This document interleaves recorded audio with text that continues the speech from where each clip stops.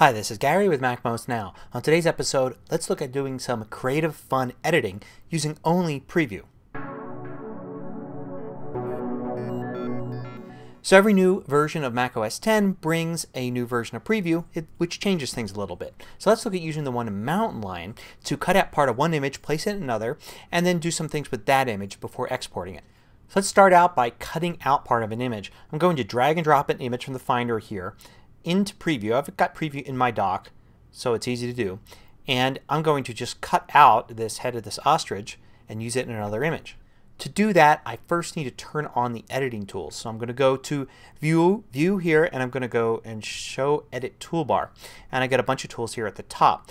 The one I'm going to use here is I'm going to use the Selection tool, and I'm going to use the Smart Lasso. Now with the Smart Lasso, I don't have to be exact in what I cut out. I can just basically highlight an area that's close to the edge here. So I'm going to highlight the head here, and it should be able to zero in on the best way to cut it. And you can see did a pretty good job. Now I'm going to cut that. I'm going to use Edit and Cut, or I'm just going to copy in fact. So now the next thing I want to do is I want to open the second image. It's going to be this one here. I'm going to drag and drop it to Preview, and I'm going to simply paste in what I copied. You can see it is nice and transparent there wherever I put it in, so I can insert it into the image pretty easily.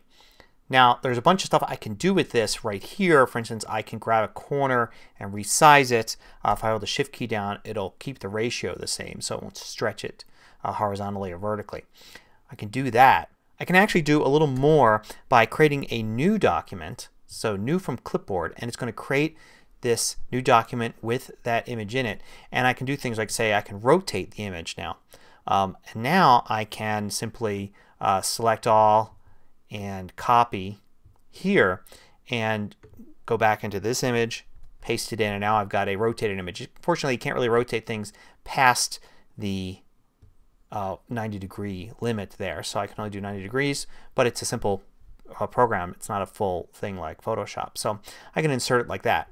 So since we have the editing tools open, we can do something like create a speech bubble right here. Just click that. Just create a simple little speech bubble.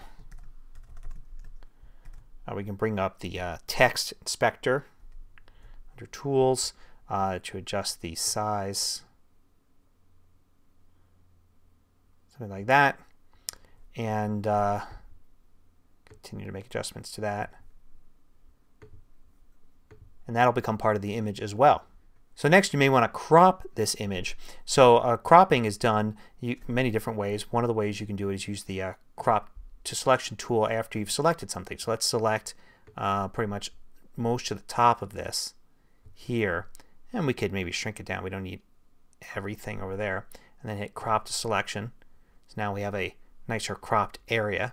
Now let's also think about image size. Like supposedly we want to go and send this an email, so maybe we want to change the file size on this. Right now if we go to adjust size, we can see if we switch over here to pixels, we can see it's 638 pixels by 460, which is fairly large. Let's say we only wanted it to be about 300 pixels wide. It would adjust the entire thing down like that, so that makes it nice and smaller. And then of course finally what you want to do when you're done is export it. So when you go to export and preview, you can go and then rename it. You can change the format. By the way, there's more formats than that. If you want to hit option and then click format, you get a larger list. But for most purposes you want to export just as a JPEG, occasionally as a PNG. And then you can change the quality, which will lower the file size. So we'll export that out. We can see we have now this file here where if I get info on it, it's only 16K, and if I use preview space there, you can see there's the final image there, and I can email to somebody. So here's a quick look at doing some creative editing of photos using Preview in Mountain Lion. Till next time, this is Gary with MacMost Now.